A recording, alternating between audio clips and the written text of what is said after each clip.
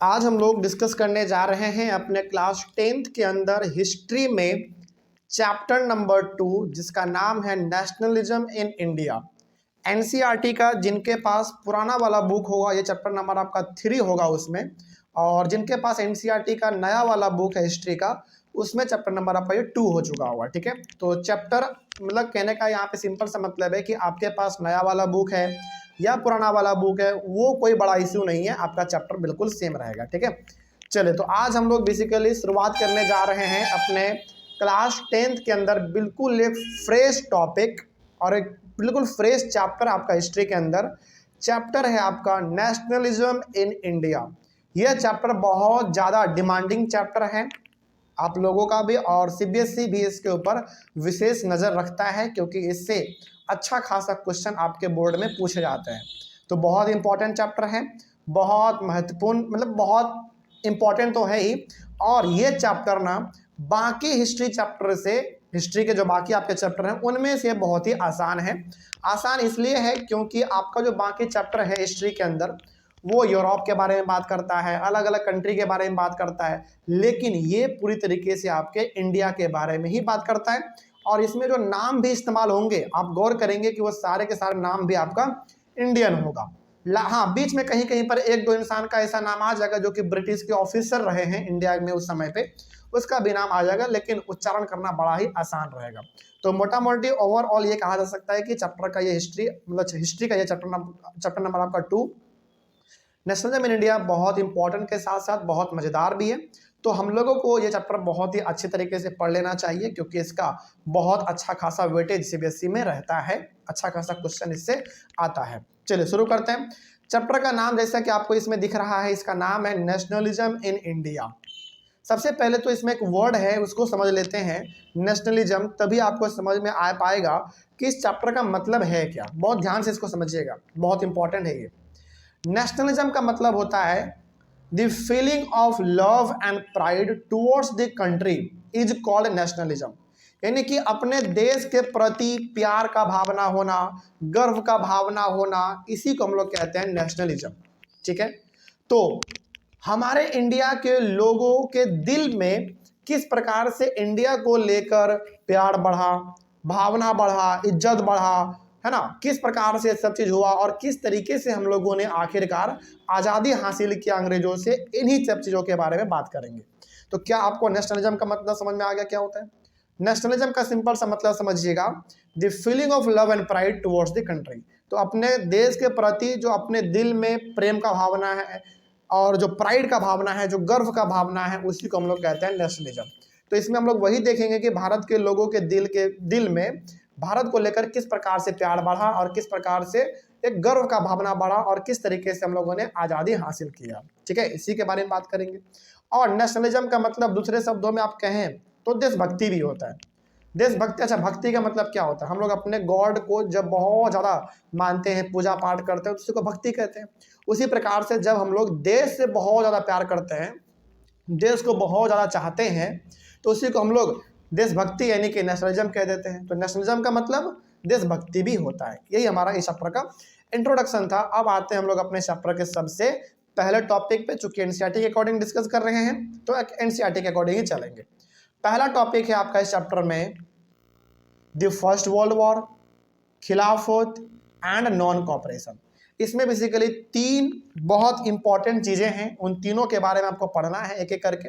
सबसे पहले हम लोग डिस्कस करेंगे फर्स्ट वर्ल्ड वॉर के बारे में, फिर बात करेंगे खिलाफत के बारे में। ये खिलाफत क्या था, बेसिकली खिलाफत एक मूवमेंट था, अब वो क्यों था, किस लिए चलाया गया था, सब चीज़ों के बारे में बात करेंगे। और तीसरा हम लोग बात करेंगे एक और प्रकार के मूवमेंट जिसका नाम था नॉन कॉपरेशन। ठीक है, चलिए इन सब के बारे में डिस्कस करेंगे। हालांकि इस टॉपिक के तुरंत बाद यानी कि कुछ पैराग्राफ में कुछ और बातें डिस्कस किए गए हैं आपके एनसीईआरटी बुक में, लेकिन हम चाहेंगे आपको कि वहां पे पहुंचने से पहले ना आप फर्स्ट वर्ल्ड वॉर के बारे में थोड़ा सा जानो। हालांकि आप में से बहुत सारे बच्चे ऐसे होंगे जिनको फर्स्ट वर्ल्ड वॉर के बारे में थोड़ा बहुत आइडिया होगा, लेकिन हम यहाँ पे दोबारा चाहेंगे कि आप इसको एक बार जान लीजिए। यदि किन्हीं को नहीं पता है तो उनके लिए बेस्ट रहेगा, क्योंकि जब तक आप फर्स्ट वर्ल्ड वॉर के बारे में नहीं समझोगे तब तक उसका क्या इम्पैक्ट इंडिया के ऊपर पड़ा था आप समझ ही नहीं पाएंगे। तो यहाँ पे ये कुछ पॉइंट जो है यहाँ से लेकर यहाँ तक लगभग जो 6-7 पॉइंट है लगभग, ये जो हम डिस्कस करने वाले हैं ये आपके एनसीईआरटी में खास करके चैप्टर के अंदर नहीं है, तो ये चीज़ पूछा भी नहीं जाएगा, याद रखिएगा इस बात को। यहाँ पे जो 6-7 पॉइंट अभी हम डिस्कस करने जा रहे हैं ये आपके टॉपिक के अंदर में नहीं है, तो ये आपसे पूछा भी नहीं जाएगा, लेकिन हम ये आपको चाहेंगे कि आप इसके बारे में जानो, तभी आपको आगे का रास्ता क्लियर हो पाएगा। ठीक है, चलिए शुरू करते हैं। क्या लिखा हुआ है? द फर्स्ट वर्ल्ड वॉर, याद रखिएगा इसका टाइम ड्यूरेशन 1914 में शुरू हुआ था फर्स्ट वर्ल्ड वॉर, और 1918 में खत्म हो गया था। ठीक है, आगे तो the first world war was fought between two powers. तो जो फर्स्ट वर्ल्ड वॉर था आपका वो बेसिकली दो पावर के बीच में लड़ा गया था, कहने का मतलब दो ग्रुप के बीच में लड़ा गया था। अच्छा, क्या कभी लड़ाई एक ही ग्रुप में होता है क्या? मतलब एक ग्रुप का मतलब क्या कभी कोई अकेले लड़ाई कर पाएगा? नहीं, उसके लिए लड़ाई करने के लिए कोई सामने होना चाहिए। तो बेसिकली लड़ाई जो हमारा हुआ था, फर्स्ट वर्ल्ड वॉर जो लड़ाई हुआ था वो दो पावर के बीच में हुआ था, अलाइड पावर और सेंट्रल पावर। तो अलाइड पावर क्या था, सेंट्रल पावर क्या था, कौन कौन इसमें थे, इसके बारे में देखो। याद रखिएगा इस नाम को।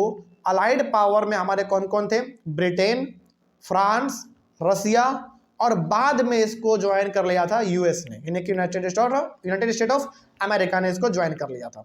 तो बेसिकली अलाइड पावर में ब्रिटेन, फ्रांस, रसिया और यूएसए था। ठीक है, ये हमारा अलाइड पावर में था।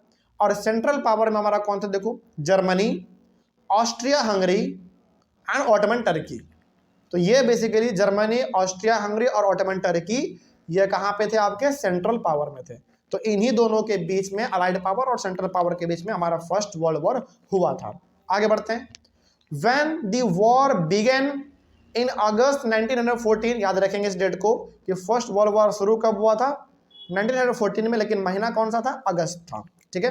Many governments thought that it would be over by Christmas.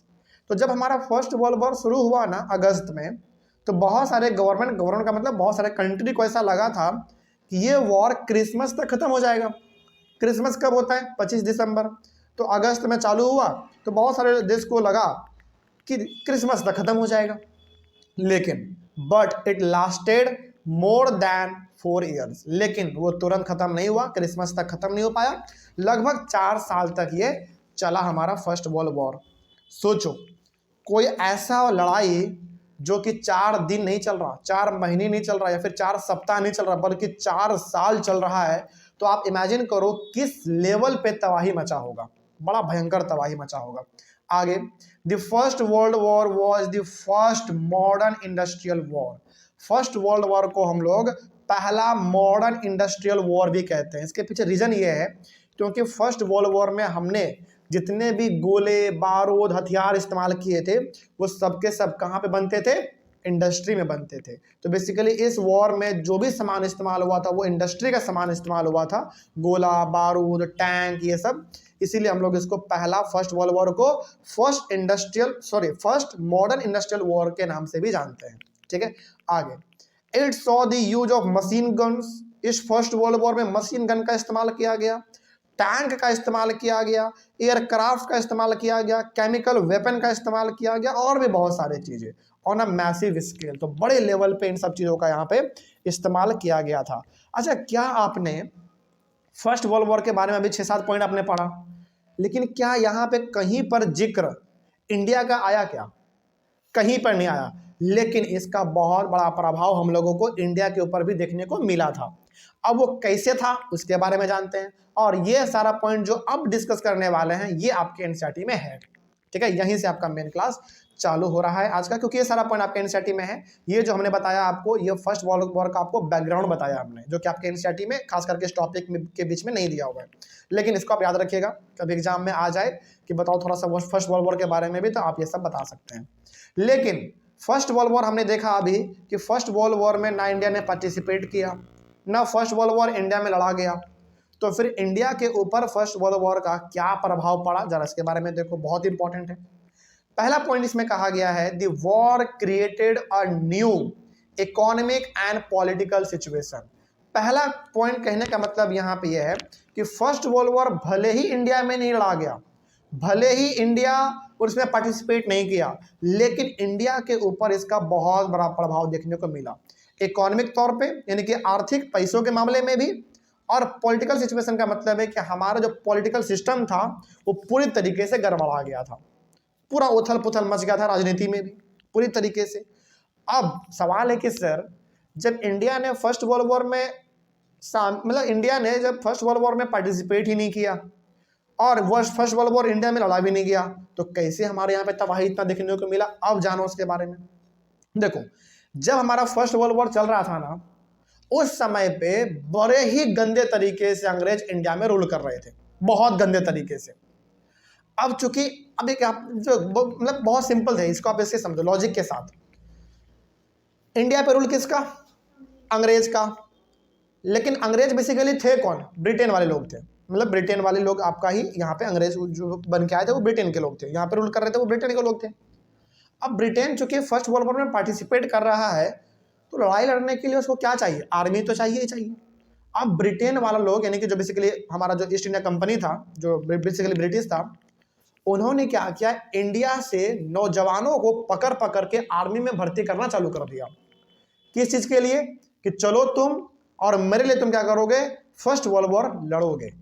तो देखो, हम लोगों ने डायरेक्टली पार्टिसिपेट नहीं किया था फर्स्ट वर्ल्ड वॉर में, लेकिन हमारे सैनिकों ने यानी कि हमारे नौजवान लोगों ने फर्स्ट वर्ल्ड वॉर में पार्टिसिपेट किया था। अच्छा, क्या उन्होंने अपने मर्जी से किया था क्या? नहीं, जबरदस्ती। अभी आपको आगे एक मिलेगा एक वर्ड मिलेगा, फोर्स्ड रिक्रूटमेंट, उसके बारे में भी हम लोग बात करेंगे। खैर आगे देखते हैं क्या है। It led to a huge increase in defense expenditure of British Army, which was financed by increasing taxes, custom duties and income tax। अब देखो, जब भी कोई लड़ाई लड़ा जाता है ना, तो उसमें बहुत बड़े लेवल पे इंसान का नुकसान तो होता ही है, जान तो जाता ही है, लेकिन बड़े लेवल पे पैसे भी लगते हैं।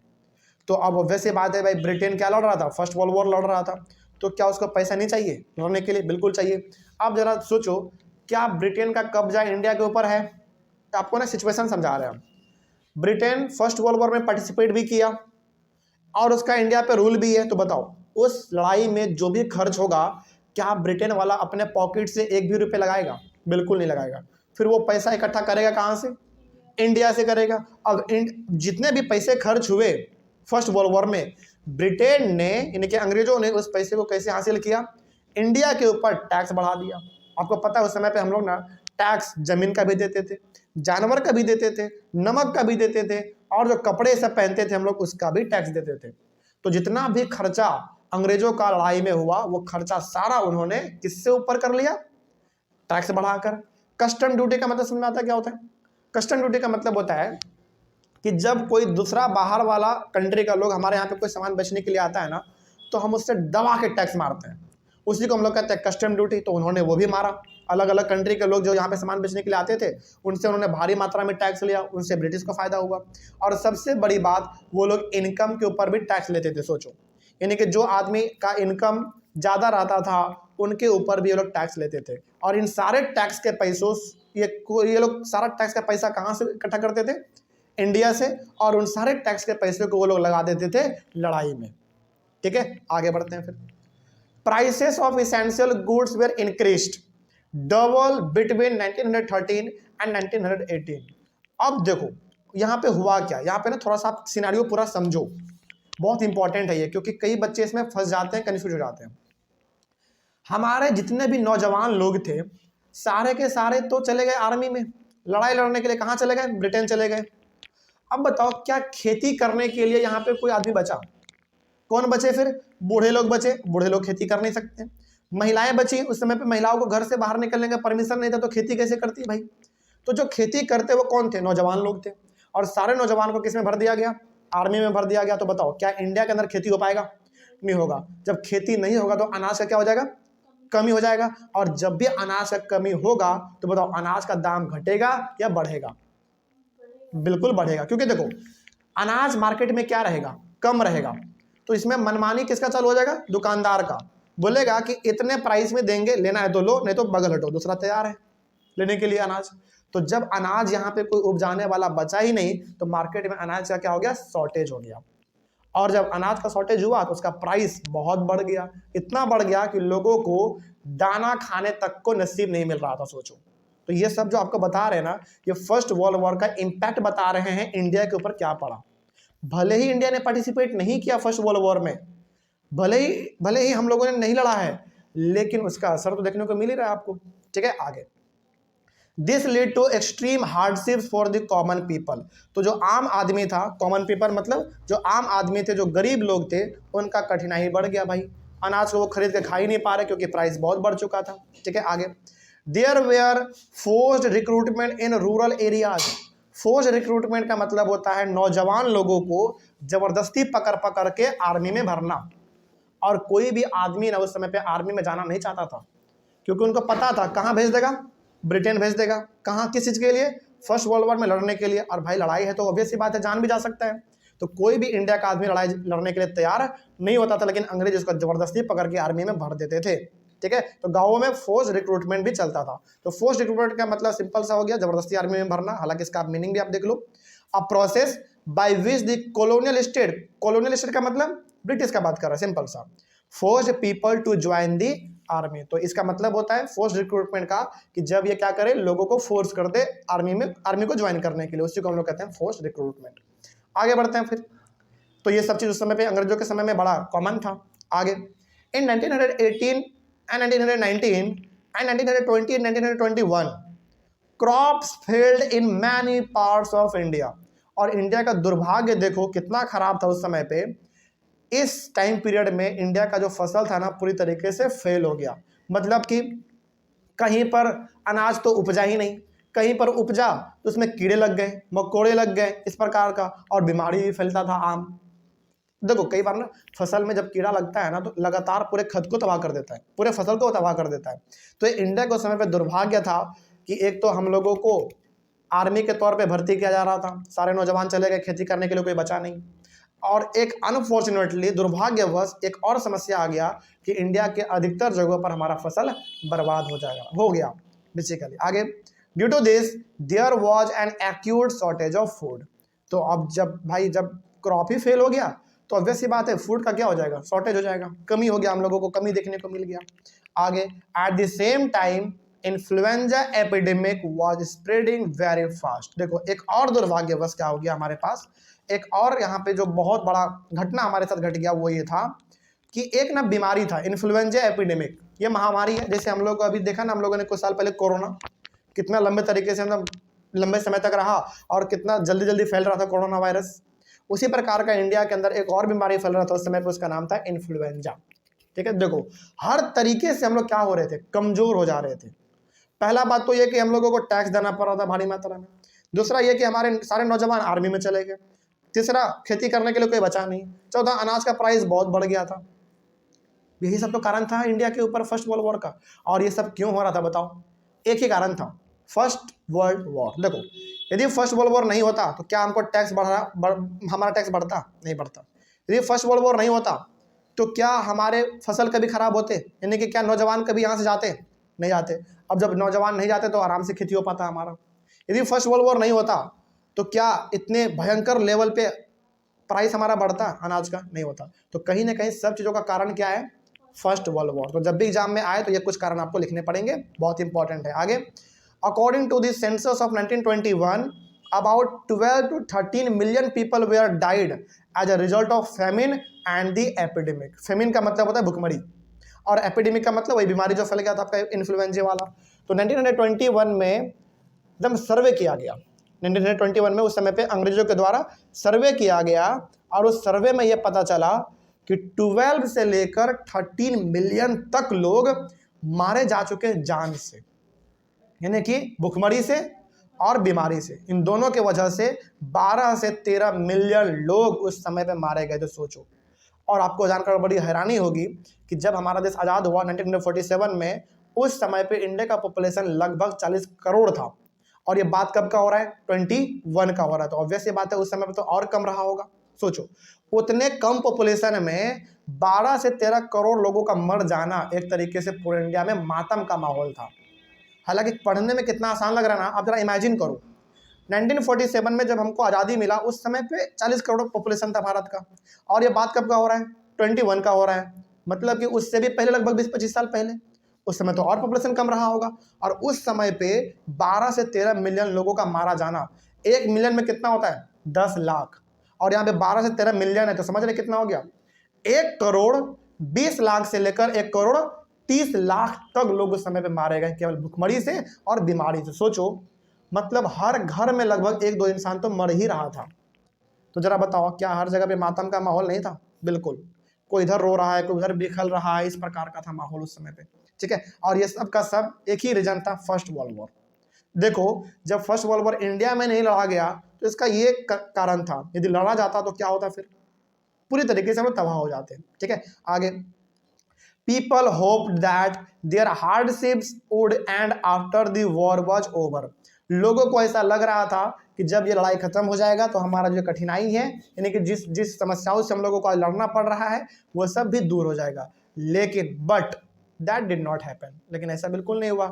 लड़ाई यानी कि फर्स्ट वर्ल्ड वॉर खत्म भी हो गया, जितने लोगों को जान से जाना था वो चले भी गए, जितना समस्या का सामना करना था हम लोगों ने किया भी। और जब फर्स्ट वर्ल्ड वॉर खत्म हुआ तो दोबारा रूल करने के लिए अंग्रेज हमारे यहाँ पे आ गए। सोचो, तो हम लोगों को क्या लगा था कि फर्स्ट वर्ल्ड वॉर खत्म होगा, ये लोग यहाँ से छोड़ के भाग जाएंगे, चले जाएंगे, हम लोग आज़ाद हो जाएंगे, लेकिन ऐसा बिल्कुल नहीं हुआ। वो लोग दोबारा यहाँ पे रूल करना चालू कर दिए। तो ये था हमारे फर्स्ट वर्ल्ड वॉर का इम्पैक्ट इंडिया के ऊपर, कोई डाउट नहीं इसमें। चलिए, तो इस तरीके से हमारा पहला टॉपिक कंप्लीट हुआ। नेक्स्ट टॉपिक हम लोग इसमें डिस्कस करेंगे। देखिए, याद रखिएगा, आपका मेन टॉपिक जो है वो है द फर्स्ट वर्ल्ड वॉर, खिलाफत एंड नॉन कोऑपरेशन। इसी के अंदर हम लोग क्या करेंगे, अपने सुविधा के अनुसार समझने के लिए छोटा छोटा टॉपिक डिवाइड कर लेंगे। तो अगला जो आपका इसमें हम लोग डिस्कस करेंगे second topic, the idea of satyagraha. तो ये टॉपिक हमारा नेक्स्ट क्लास में हम लोग डिस्कस करेंगे। मिलते हैं हम लोग अपने अगले वाले क्लास में। कहीं पर कोई डाउट रहा होगा तो आप लोग एक बार कमेंट कीजिएगा। आप लोगों को कोई डाउट रहा है इसमें? चलिए, कोई डाउट नहीं है तो हम लोग मिलते हैं अपने अगले वाले क्लास में। Thank you very much. Next topic है हम लोगों का द आइडिया ऑफ सत्याग्रह। पिछले वाले क्लास में हम लोगों ने बेसिकली अपने इस चैप्टर को शुरुआत किया था, और नेशनलिज्म का मतलब होता क्या है ये हम लोग जान चुके थे। फर्स्ट वर्ल्ड वॉर क्या था, उसका इम्पैक्ट किस तरीके से इंडिया के ऊपर पड़ा, ये भी हम लोगों ने देख लिया था। आपने पिछले वाले क्लास में बेसिकली जो फर्स्ट वर्ल्ड वॉर टॉपिक था उसमें आपने ये देखा कि फर्स्ट वर्ल्ड वॉर में पार्टिसिपेट इंडिया ने बिल्कुल नहीं किया था, और फर्स्ट वर्ल्ड वॉर का कोई लेना देना भारत से भी नहीं था, लेकिन उसका बहुत गहरा असर इंडिया के ऊपर देखने को मिला था। इसलिए मिला था क्योंकि ब्रिटेन युद्ध लड़ रहा था और ब्रिटेन वाले लोग हमारे यहाँ पे रूल कर रहे थे, यानी कि अंग्रेज रूल कर रहे थे। तो बेसिकली इनडायरेक्टली यदि कहा जाए तो फर्स्ट वर्ल्ड वॉर में हम लोग भी शामिल थे, डायरेक्टली नहीं थे लेकिन इनडायरेक्टली थे। और इस रूप में थे कि जो भी ब्रिटेन का खर्चा होता था वॉर में, वो सारा का सारा खर्चा वो कहाँ से ऊपर कर लेता था, इंडिया से टैक्स बढ़ा के, कस्टम ड्यूटी बढ़ा के। तो कहने का मतलब इंडिया का कोई भी रोल फर्स्ट वर्ल्ड वॉर में नहीं देखने को मिला, लेकिन उसका असर बहुत गंदा हम लोगों को देखने को मिला था, जिसके वजह से आपने देखा था कि भुखमरी और बीमारी के वजह से केवल 12 से 13 मिलियन लोग मारे जा चुके थे। तो ये हम लोगों ने डिस्कस कर लिया है। अपने चैप्टर को आगे बढ़ाते हुए हम लोग आज अपने एक और नए टॉपिक को डिस्कस करते हैं। टॉपिक का नाम है द आइडिया ऑफ सत्याग्रह। अब यहाँ पे ना इस टॉपिक को पढ़ने से पहले एक वर्ड आपके सामने जो है उसको बहुत ही ध्यान से आप देखिए, वो आपका सत्याग्रह। ये जो सत्याग्रह है ना, बेसिकली एक हिंदी वर्ड है जिसमें 2 शब्द मिले हुए हैं, एक है सत्य और दूसरा है ग्रह। सत्य का मतलब आपको पता है सच्चा, और ग्रह का मतलब यहाँ पे बेसिकली रास्ता होता है, ठीक है। तो सच्चा रास्ता, तो यहाँ पे ना एक तरीके से कहा जा सकता है कि सत्याग्रह का मतलब होता है क्या, सच की राह पर चलना, यानी कि सच्चे के रास्ते पर चलना। उन्हीं के बारे में यहाँ पे देखेंगे, और ज़्यादातर जो इस टॉपिक में बात होने वाला है वो गांधी जी के बारे में बात होने वाला है। पहला पॉइंट यहाँ पे लिखा गया है, और इसमें आपको ये भी पता चलेगा कि सत्याग्रह बेसिकली था क्या, सत्याग्रह का मेन मोटिव क्या था, देखा जाए। पहला कुछ 2-3 पॉइंट है, इसके बारे में देखते हैं। Mahatma Gandhi return to India from South Africa in January 1915। 1915 में गांधी जी साउथ अफ्रीका से वापस आ जाते हैं इंडिया। अब सवाल है कि सर गांधी जी इसके पहले क्यों थे वहां पे। देखो, Gandhi ji basically south Africa गए थे अपने लॉ के पढ़ाई को कंप्लीट करने के लिए। मतलब वो ना लॉ के भी बहुत अच्छे स्टूडेंट रह चुके हैं गांधी जी, तो लॉ उन्होंने पढ़ाई किया है, नियम कानून उनको बहुत अच्छे से आता था। तो बेसिकली साउथ अफ्रीका से वो 1915 में इंडिया लौट आ रहे हैं साउथ अफ्रीका से। He had successfully organized satyagraha movement against the racist system of South Africa. अब देखो, जिस तरीके से इंडिया के ऊपर रूल था अंग्रेजों का, उसी प्रकार से साउथ अफ्रीका के भी ऊपर था रूल, किसका, अंग्रेजों का। लेकिन वहां पे जो रूल करने का तरीका था ना अंग्रेजों का, वो था काला और गोरा। इस तरीके से मतलब कि गोरे वो खुद थे अंग्रेज, और काले कौन लोग थे, साउथ अफ्रीका के लोग काले हुआ करते थे। तो बेसिकली साउथ अफ्रीका के लोगों को अंग्रेज कुछ नहीं समझता था। जिस तरीके से इंडिया में लोगों को वो टॉर्चर करता था, उसी प्रकार से वो साउथ अफ्रीका में भी टॉर्चर करते थे, जो कि गांधी जी को वहां भी देखने में ये चीज खराब नहीं लगा, मतलब कि sorry my mistake, Gandhi ji को वो चीज देखना बड़ा खराब लगा कि यार ये क्या हो रहा है, क्योंकि जमीन किसका है, साउथ अफ्रीका के लोगों का है, रूल कौन कर रहा है, लेकिन अंग्रेज रूल कर रहे हैं, मारपीट भी रहे हैं अंग्रेज। तो ये चीज गांधी जी को देखा नहीं गया, तो उनके अधिकार को बढ़ाने के लिए, उनको आगे बढ़ाने के लिए, साउथ अफ्रीका के लोगों को बेसिकली आगे बढ़ाने के लिए वहां पे उन्होंने बेसिकली सत्याग्रह मूवमेंट चालू किया था। सत्याग्रह मूवमेंट का सिंपल सा मतलब था कि वहां पे एक उन्होंने ऐसा मूवमेंट चालू किया था जिसमें बेसिकली अंग्रेजों के खिलाफ ये कहा जा रहा था कि आप किसी को टॉर्चर नहीं कर सकते हैं, किसी को मारपीट नहीं सकते हैं। और साउथ अफ्रीका में बेसिकली जो भेदभाव होता था वो रंग के ऊपर होता था, क्योंकि साउथ अफ्रीका के लोग थोड़ा काले होते हैं, ठीक है। तो गांधी जी को वहां भी एक मूवमेंट चालू करना पड़ा था साउथ अफ्रीका के लोगों को राइट दिलाने के लिए, ठीक है। आगे, महात्मा गांधी बिलीव्ड दैट धर्म of non violence could unite all Indians. देखो यहाँ पे ना एक वर्ड लिखा हुआ है नॉन वायलेंस। नॉन वायलेंस का सिंपल सा मतलब आप ये समझो कि लड़ाई झगड़ा बिल्कुल भी नहीं करना है। तो गांधी जी का मानना यह था कि अंग्रेजों से लड़ाई झगड़ा बिल्कुल नहीं करना है, एकदम उनसे चुपचाप बातचीत करके उनको यहां से हटा देना है भारत से, और आजादी हम लोगों को पा लेना है। तो बेसिकली गांधी जी ना जरा सा भी लड़ाई झगड़े में विश्वास नहीं करते थे, ठीक है, कोई डाउट नहीं इसमें। और वो ये चाहते थे कि बिना लड़ाई झगड़ा किए सभी इंडिया के लोगों को एकजुट किया जाए और प्रोटेस्ट किया जाए, लेकिन प्रोटेस्ट में भी लड़ाई झगड़ा कहीं पर नहीं, ठीक है। तो प्रोटेस्ट, अच्छा प्रोटेस्ट का मतलब आप लोग हमेशा क्या समझते हैं, कुछ लड़ाई झगड़ा ऐसा कुछ नहीं। प्रोटेस्ट का सिंपल सा मतलब है कि उसके खिलाफ नारेबाजी करना, प्रदर्शन करना, चक्का जाम कर देना, रोड जाम कर देना, ये सब चीज, ठीक है। तो ये गांधी जी का बेसिकली सोच था। अब आप एक्चुअली में अब ये जानो कि सत्याग्रह था क्या। सत्याग्रह बेसिकली दो हिंदी वर्ड से मिलकर बना हुआ है, सत्या और ग्रह, यानी कि सत्य की राह, सच्चाई का रास्ता बेसिकली। तो इसमें कहा गया है the idea of satyagraha emphasise the power of truth and the need to search for truth. Satyagraha का मतलब यह है कि जो सच्चाई है ना उस पर जोर दिया जाए, और यदि सच्चाई को छुपाया जा रहा है तो उसको बेसिकली खोजा जाए। कहने का मतलब यहाँ पे यह है कि सत्याग्रह का सिंपली मतलब गांधी जी ने सभी लोगों को यह बताया कि सत्याग्रह का सिंपल सा मतलब है सच्चाई के रास्ते पर चलना, बिल्कुल कोई झूठ नहीं, कोई करप्शन नहीं, किसी प्रकार का कुछ नहीं, सत्य की राह पर चलना, उसी को गांधी जी ने सत्याग्रह बताया। और सत्याग्रह का मतलब यहाँ पे ये भी है कि जो चीज सच है, जो हकीकत है, और उसको लेकर यदि कोई गलत काम कर रहा है तो उसके खिलाफ प्रोटेस्ट करेंगे, मूवमेंट चलाएंगे, ठीक है। वही इसमें कहा गया था कि the idea of Satyagraha emphasised the power of truth, यानी कि सत्याग्रह का सिंपल सा मतलब है कि जो सच्चाई है उस पर जोर दिया जाए, ठीक है, and the need to search for truth, और सच्चाई की खोज किया जाए। जैसे कई बार क्या होता है ना, जैसे हमारे आम भाषा में क्या कहावत है, कहावत ये है कि यदि एक झूठ को 100 बार बोला जाए ना तो वो सच लगने लगता है, लेकिन सच लगने तो लगता है लेकिन फिर भी है तो झूठ ही ना। तो गांधी जी का कहना यह था कि जो सच्चाई है ना उस पर हम लोगों को चलना है, गलत रास्ता फॉलो नहीं करना है। आगे, it suggested that if the cause was true, if the struggle was against injustice, then physical force was not necessary to fight the oppressor. Gandhi ji का कहना यह भी था कि यदि हमारा बात कहना सही है, यदि हमारा लड़ाई इनजस्टिस के खिलाफ है, यानी कि अन्याय के खिलाफ यदि हमारा लड़ाई है, तो बिल्कुल फिजिकल फोर्स का इस्तेमाल नहीं करना है। फिजिकल फोर्स का मतलब हुआ कि यदि हम लोगों का अधिकार सही है, हम लोगों का लड़ाई लड़ना सही है, हम लोग जिस चीज़ के लिए लड़ रहे हैं वो यदि सही है, तो किसी प्रकार से मारपीट करने की जरूरत नहीं है, वो हम लोग बातचीत करके भी पा सकते हैं। बात समझ में आ रही है? कहने का मतलब यदि आप सच हैं, यदि आपका मन बिल्कुल शांत है, सच है, आप सही आदमी है, तो लड़ने की कोई जरूरत नहीं है, वो आपको ऐसे भी मिल जाएगा। तो ये गांधी जी का कहना था, ठीक है। आगे, people including the oppressor, oppressor का मतलब होता है जो आपको टॉर्चर कर रहा है, जो आपके ऊपर अत्याचार कर रहा है। People including the oppressor had to be persuaded to see the truth instead of being forced to accept truth through the use of violence. तो गांधी जी का तो यहाँ पे ना विचार बताया जा रहा है। गांधी जी का विचार ये भी कहता था, हालांकि गांधी सत्याग्रह जो आइडिया था वो किसने दिया था? गांधी जी नहीं दिया था, क्योंकि एक सत्याग्रह मूवमेंट वो ऑलरेडी साउथ अफ्रीका में कर चुके थे वहां के लोगों को न्याय दिलाने के लिए। तो सत्याग्रह जो मतलब बेसिकली कॉन्सेप्ट था वो गांधी जी का ही दिया हुआ था। तो गांधी जी का कहने का मतलब ये भी था कि जो ऑपरेसर है, यानी कि जो हम लोगों को टॉर्चर कर रहा है, बताओ यहाँ पे ऑपरेसर के तौर पे कौन? अंग्रेज, है ना, जो इंडिया में कर रहे थे रूल। तो ऑपरेसर को बेसिकली मतलब कि अंग्रेजों को ये समझाने की जरूरत है कि आप जो कर रहे हो ना ये गलत है, हकीकत कुछ और है।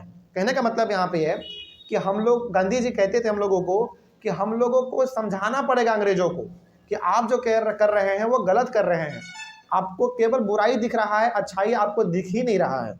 तो वो था, instead of being forced to accept the truth through the use of violence. तो गांधी जी यहाँ पे ये भी कहते थे कि मार पीट के उनको ना समझाया जाए, बल्कि आराम से शांतिपूर्ण तरीके से उनको समझाया जाए कि आप जिस तरीके से रूल कर रहे हैं, जिस तरीके से इंडिया के लोगों को टॉर्चर कर रहे हैं, ये आपका तरीका बिल्कुल गलत है। तो ये यहाँ पे ये बेसिकली सत्याग्रह का ये 3-4 पॉइंट जो है आपके लिए वो बहुत इंपॉर्टेंट है, खास करके ये 3 पॉइंट बहुत इंपॉर्टेंट है। तो कभी भी सत्याग्रह के बारे में आ जाए तो आप ये कम से कम 2-3 पॉइंट तो लिख ही सकते हैं, ठीक है। बहुत इंपॉर्टेंट है ये, क्योंकि इसी में आपको पता चल रहा है कि सत्याग्रह का मतलब है क्या। और ये जो कॉन्सेप्ट है सत्याग्रह का, ये किन्होंने दिया हम लोगों को? महात्मा गांधी जी ने दिया था। आगे बढ़ते हैं। अब अभी तुरंत आपने पढ़ा यहाँ पे कि 1915 में गांधी जी साउथ अफ्रीका से वापस आ जाते हैं इंडिया। तो जैसे ही वो वापस आते हैं इंडिया, वैसे ही वो फटाफट 3 जगह पर सत्याग्रह मूवमेंट लॉन्च करते हैं। सत्याग्रह मूवमेंट जब भी हम आपके सामने वर्ड बोलेंगे तो आप समझ जाइएगा, ऐसा मूवमेंट जो कि बेसिकली किस चीज के लिए होगा? सच्चाई के लिए होगा, ठीक है। चलिए, तो Mahatma Gandhi successfully organise satyagraha movement in various places. 1915 में गांधी जी वापस आए और 1916 में, 17 में और 18 में 3 साल लगातार उन्होंने 3 जगह पर मूवमेंट चलाया अंग्रेजों के खिलाफ, क्योंकि वो गलत काम कर रहे थे। अब क्या था जरा देखते हैं। In 1916 Mahatma Gandhi organised a satyagraha movement in Champaran, जो कि कहाँ पे? हमारे बिहार में है, याद रखिएगा। तो 1916 में गांधी जी एक सत्याग्रह मूवमेंट लॉन्च करते हैं। कहाँ पे भाई? बिहार के अंदर एक चंपारण हमारा जिला पड़ता है, वहां पे, ठीक है। अब सवाल यहाँ पे ये है कि सर आखिर ये मूवमेंट क्यों चालू किया गया था? सत्याग्रह मूवमेंट गांधी जी के द्वारा क्यों चालू किया गया था चंपारण में? इसके बारे में भी देख लेते हैं। Here peasants were forced by the British government to grow plantation crops like indigo and opium. यहाँ पे ना बेसिकली क्या कंडीशन था, आप ये समझो। चंपारण के जो किसान थे ना, उन लोगों को अंग्रेज यानी कि ब्रिटिश गवर्नमेंट फोर्स करता था कि तुम क्या करो? प्लांटेशन करो, मतलब कि इंडिगो उगाओ अपने खेतों में और ओपियम उगाओ। इंडिगो का मतलब पता आपको, नील का खेती होता है, और ओपियम होता है एक नशीला पदार्थ जिसको हम लोग आम भाषा में अफीम कहते हैं। ये बहुत ही नशीला पदार्थ होता है। तो ब्रिटिश कहता था चंपारण के किसानों से कि तुम अपने खेतों में क्या लगाओ? इंडिगो लगाओ, ओपियम लगाओ। अच्छा देखो, यहाँ पे ना बेसिकली ये अंग्रेज फोर्स करते थे किसको? चंपारण के लोगों को। लेकिन किसान इस प्रकार के खेती को करना बिल्कुल भी नहीं चाहता था। क्यों नहीं चाहता था? क्योंकि देखो, ओपियम उगाना, इंडिगो उगाना, इसमें ना समय बहुत लगता है, पहला बात। दूसरा बात, इसमें पैसा बहुत लगता है। और तीसरा बात, इन सभी का खेती करने से ना जमीन पूरी तरीके से बंजर हो जाता है, यानी कि इसमें फर्टिलिटी बहुत ज्यादा चाहिए होता है, जो कि यदि सारा फर्टिलिटी एक ही बार आपका क्रॉप ले लेगा तो बताओ क्या आपके जमीन में फर्टिलिटी बचा? बिल्कुल नहीं बचा। इसीलिए किसान आमतौर पर इन सारी चीजों का खेती करना नहीं चाहते थे। लेकिन अंग्रेज फोर्स करते थे, मारते पीटते थे लोगों को, टॉर्चर करते थे कि नहीं तुमको ओपियम और इंडिगो अपने खेतों में उगाना ही पड़ेगा। तो ये सब चीज गांधी जी से देखा नहीं गया, ठीक है। खैर आगे देखते हैं और क्या हुआ इसमें। So Gandhi ji organised a satyagraha movement to inspire the peasants to do struggle against the oppressive plantation system. तो गांधी जी यहाँ पे आते हैं, बहुत सारे चंपारण के लोगों ने गांधी जी के सामने जाकर गुहार लगाया कि हुजूर हम लोगों को टॉर्चर किया जा रहा है, हम लोगों को मारा पीटा जा रहा है और फोर्स किया जा रहा है इंडिगो और ओपियम उगाने के लिए, तो कृपया करके आप हमारे चंपारण में आइए और अंग्रेजों के खिलाफ एक मूवमेंट चालू कीजिए। अच्छा बताओ, चंपारण के लोग गांधी जी के पास ही क्यों गए अपने सहायता मांगने के लिए? किसी और लीडर के पास क्यों नहीं गए? यहाँ पे सवाल ये भी होना चाहिए था। देखो इसलिए नहीं गए क्योंकि उस समय पे गांधी जी ना, हालांकि अभी उनको आए हुए मात्र 1 साल भी बढ़िया से नहीं हुआ था। 1915 में आए और 1916 में उन्होंने मूवमेंट चालू कर दिया। लगभग 1 साल का टाइम पीरियड उनको अच्छी तरीके से मिल चुका था। इस 1 साल में ऐसा क्या हुआ कि गांधी जी को इतना ज्यादा पॉपुलैरिटी मिल गया? बताओ। इसमें ना 2-3 कारण आपको बताते हैं। पहला बात, गांधी जी अपने आप में एक बहुत ही शांत स्वभाव के आदमी थे। पहला ये था उनका, बहुत शांत स्वभाव के आदमी थे, पहला ये। दूसरा, लड़ाई झगड़ा में बिल्कुल विश्वास नहीं रखते थे। तीसरा, सबसे इंपॉर्टेंट, उनको बहुत ज़्यादा नॉलेज था नियम कानून के बारे में, क्योंकि उन्होंने लॉ का पढ़ाई कर रखा था। तो जब वो पहली बार यहाँ पे साउथ अफ्रीका आए ना 1915 में, मतलब पहली बार नहीं, हालांकि गांधी जी तो इंडिया के थे, कुछ समय के लिए वो साउथ अफ्रीका पढ़ने के लिए गए थे। और जब यहाँ पे वो दोबारा आए ना, तो गांधी जी को लोगों ने तुरंत अपना लीडर मान लिया। गांधी जी को लोगों ने लीडर मान लिया, क्योंकि हर गुण गांधी जी में प्रेजेंट था लीडर का। तो वही बात है, तो चंपारण के लोग गांधी जी के पास गए, उन्होंने कहा कि हुजूर आप हमारे चंपारण में आइए और अंग्रेजों के खिलाफ एक प्रोटेस्ट आप चालू कीजिए। तो उन्होंने क्या किया, सत्याग्रह मूवमेंट यहाँ पे चालू कर दिया। किस लिए किया गया था? To inspire peasants to do struggle against the oppressive plantation system. तो गांधी जी ने यहाँ के किसानों को बताया कि ये आपका लड़ाई है, आपको खुद लड़ना पड़ेगा। क्योंकि देखो, गांधी जी यदि यहाँ पे कुछ सपोर्ट कर देते ना, तो लोगों को ना लगता कि सब कुछ गांधी जी ही कर सकते हैं, हम लोग नहीं कर सकते। तो गांधी जी भी यहाँ पे बहुत महान आदमी थे। उन्होंने कहा ना कि हम आपके लिए काम करना चाहें तो कर सकते हैं, लेकिन हम आपके लिए कब तक लड़ेंगे, आपको अपना लड़ाई खुद लड़ना चाहिए। तो गांधी जी इंस्पायर करके इन लोगों को चले गए वापस, जो कि बहुत अच्छा काम किया उन्होंने। अच्छा, आप खुद सोचो, यदि आपको कोई मदद कर रहा है तो क्या वो आपको हमेशा के लिए मदद करेगा? बिल्कुल नहीं। आपको क्या होना चाहिए यहाँ पे?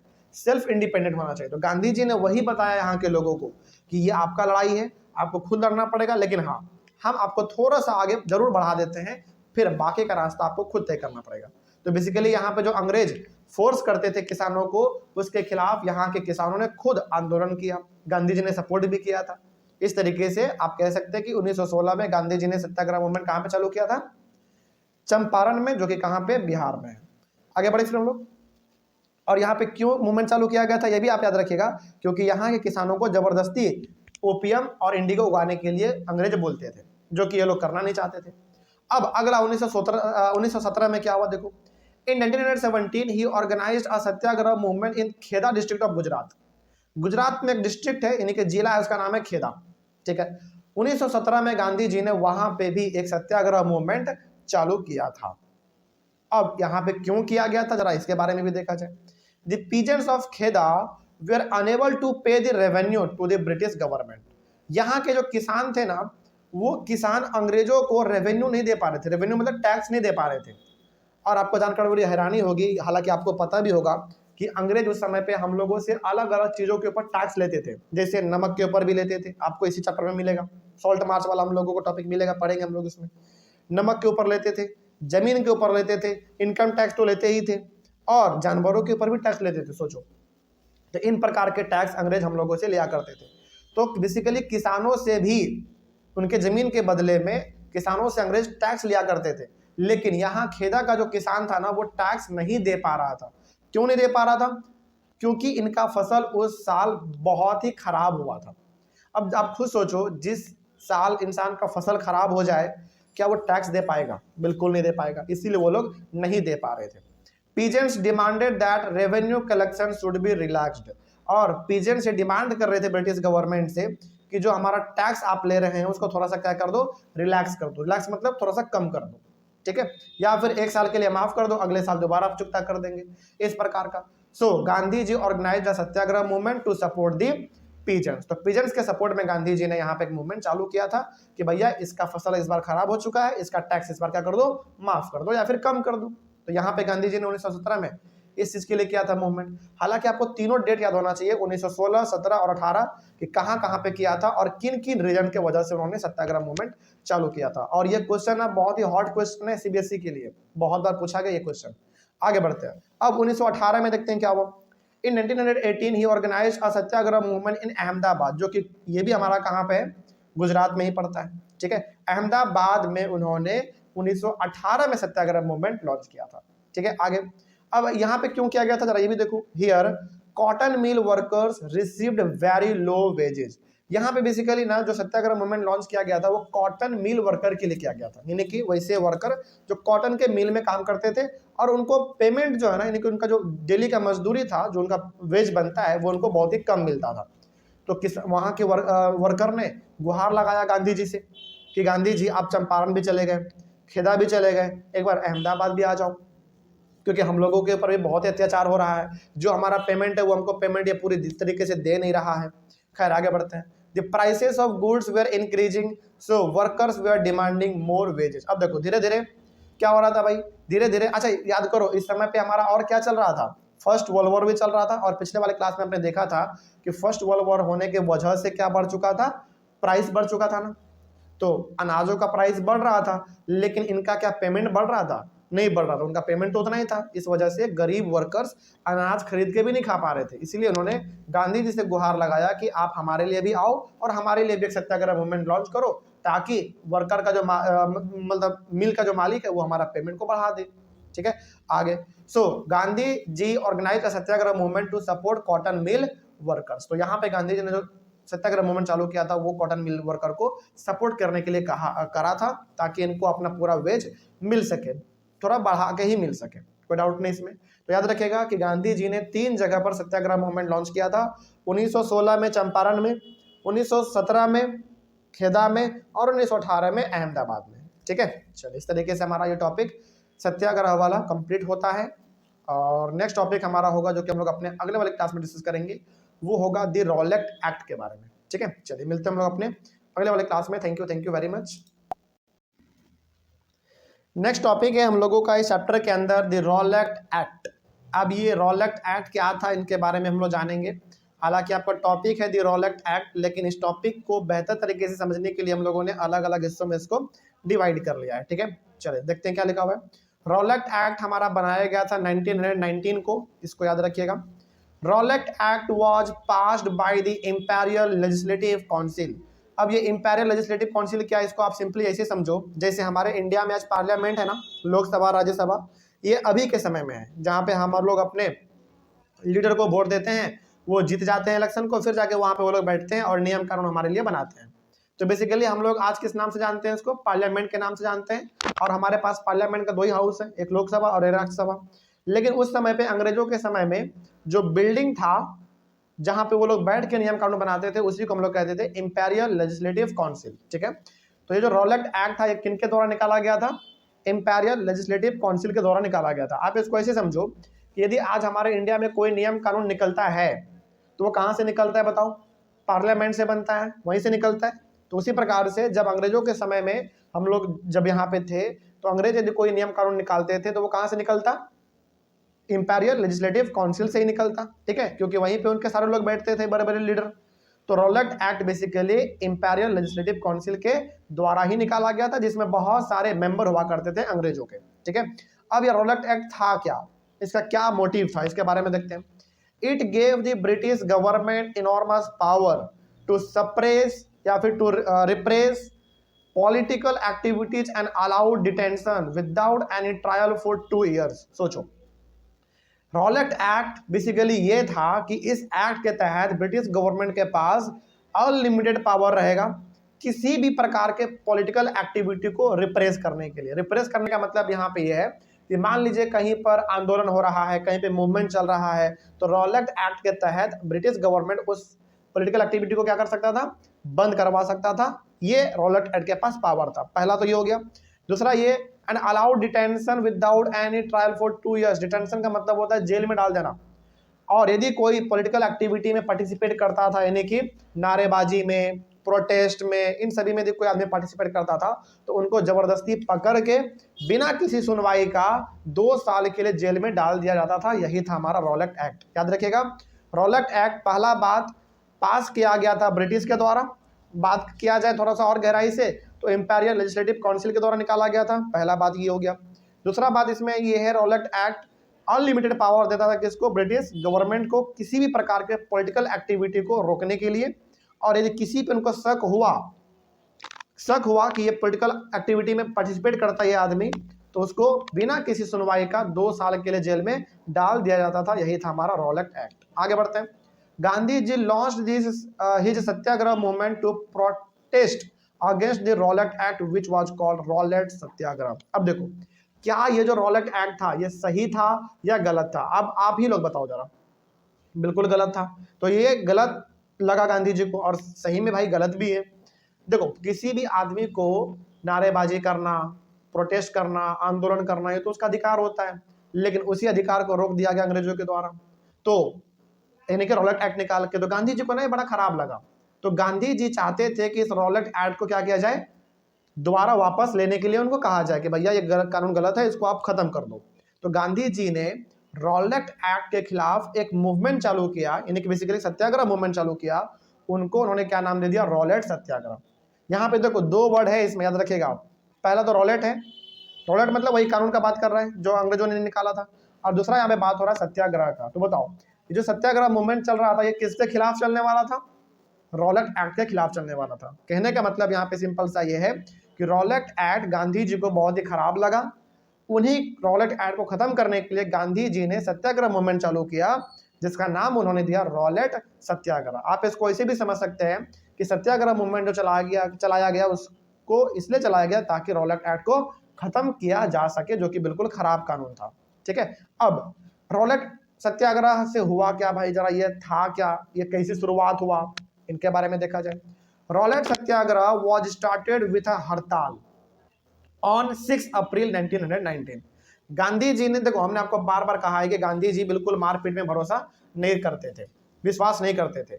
तो रॉलेट सत्याग्रह बेसिकली एक हड़ताल से शुरुआत हुआ। हड़ताल का मतलब होता है कि हर जगह से आदमी क्या कर दो, निकल जाओ और घर चले जाओ चुपचाप, यानी कि काम उस दिन नहीं होगा। हड़ताल एक हिंदी वर्ड है। हड़ताल का मतलब होता है कि सब आदमी अपना काम आज छोड़ दो और चुपचाप घर में बैठ जाओ। अब जरा सोचो उस समय पे हर आदमी यदि घर में बैठ जाए तो क्या अंग्रेजों का खटिया खड़ा होगा कि नहीं? कहने का मतलब अंग्रेज जो है ना पूरी तरीके से कमजोर पड़ जाएगा।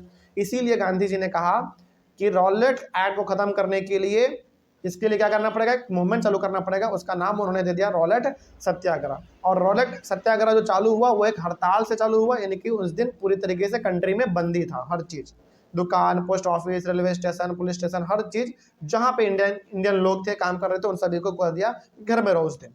ठीक है, आगे rallies were organized in various cities, workers went on strike, railways stopped and shops closed down। अब चूंकि हड़ताल है भाई, तो हड़ताल का सिंपल सा मतलब होता है हर चीज बंद कर दो। तो रैली भी निकाला गया अलग अलग जगहों पर, यानी कि रैली मतलब प्रोटेस्ट भी किया गया अलग अलग जगहों पर, सिटीज में बेसिकली। वर्कर्स जितने भी थे वो स्ट्राइक पे चले गए। स्ट्राइक करने का मतलब है कि चुपचाप घर पे बैठ गए सारे वर्कर्स। उस दिन ना फैक्ट्री चला, ना रेलवे चला, कुछ नहीं चला उस दिन। रेलवेज को बंद कर दिया गया, शॉप जितने भी थे दुकान उन सभी को बंद कर दिया गया। और इन सब को बंद करने का सीधा सा मतलब था कि गांधी जी अंग्रेजों को कमजोर करना चाहते थे, वो भी अंदर अंदर से। आप खुद सोचो, रेलवे नहीं चलेगा, उस पर पैसेंजर नहीं बैठेंगे तो क्या उनका टिकट कभी बिकेगा?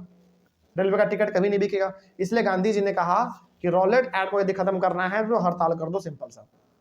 तो ये सब उस दिन किया गया। अब जरा सोचो, आप जरा खुद दिमाग लगाइए और इसमें बताइए कि इतना कुछ हम लोग कर रहे थे, हड़ताल हमने कर दिया, रेलवे को बंद करवा दिया उस दिन, शॉप हम लोगों ने दुकान बंद कर दिया, वर्कर्स स्ट्राइक में चले गए, क्या इन सब चीज़ों को देखते हुए अंग्रेजों को गुस्सा नहीं आएगा क्या? जरा बताइए। बिल्कुल गुस्सा आएगा। तो रॉलेट सत्याग्रह का क्या इम्पैक्ट पड़ा जरा देखा जाए। Worried by the strike the British government arrested local leaders from Amritsar and Gandhi ji was barred from entering Delhi. सोचो, अंग्रेजों को इतना भयंकर गुस्सा आया कि वो जो लीडर थे, हमारे लोकल लीडर, जो कि गांधी जी के कहने पर कुछ भी करने के लिए तैयार हो जाते थे, उन सारे लीडर को अंग्रेजों ने पकड़ना चालू किया और जेल में उनको डालना चालू कर दिया, बेसिकली अमृतसर से। और गांधी जी को पूरी तरीके मतलब गांधी जी पे बैन लगा दिया कि आप दिल्ली नहीं आ सकते हैं। और दिल्ली क्यों नहीं आ सकते बताओ? क्योंकि सारा काम कहाँ से ऑपरेट होता था? दिल्ली से। उस समय भी हमारा दिल्ली बहुत ही इंपॉर्टेंट शहर हुआ करता था और आज भी हमारा इंपॉर्टेंट शहर है दिल्ली। तो बेसिकली इन चीज़ों से बदला लेने के लिए अंग्रेजों ने एक एक करके लोकल लीडर को पकड़ के जेलों में डालना चालू कर दिया, अमृतसर से खास करके, जो कि आपके पंजाब में पड़ता है। ठीक है, और गांधी जी को दिल्ली आने से मना कर दिया गया। और देखते हैं क्या हुआ। On 10 April 1919 the police in Amritsar fired upon a peaceful procession. सोचो, ये मामला थोड़ा सा और गंभीर कब हो गया? तब हो गया जब 10 अप्रैल 1919 को पुलिस ने अमृतसर में एक शांतिपूर्ण तरीके से ना जुलूस निकल रहा था, रैली आप कह सकते हैं। ये बात हो रहा है अमृतसर का। तो डेट है 10 अप्रैल 1919। 10 अप्रैल 1919 को अमृतसर में एक शांतिपूर्ण तरीके से लोग जुलूस कर रहे थे, अपना प्रोटेस्ट कर रहे थे। उनके ऊपर ब्रिटिश गवर्नमेंट ने फायर करवा दिया। सोचो, यानी कि जुलूस के ऊपर ही, रैली के ऊपर ही बेसिकली अंग्रेजों ने गोली चलाना चालू कर दिया। तो बताओ, क्या हम लोगों को गुस्सा नहीं आएगा? बिल्कुल गुस्सा आएगा भाई। तो हम लोगों ने क्या किया उसके बदले में?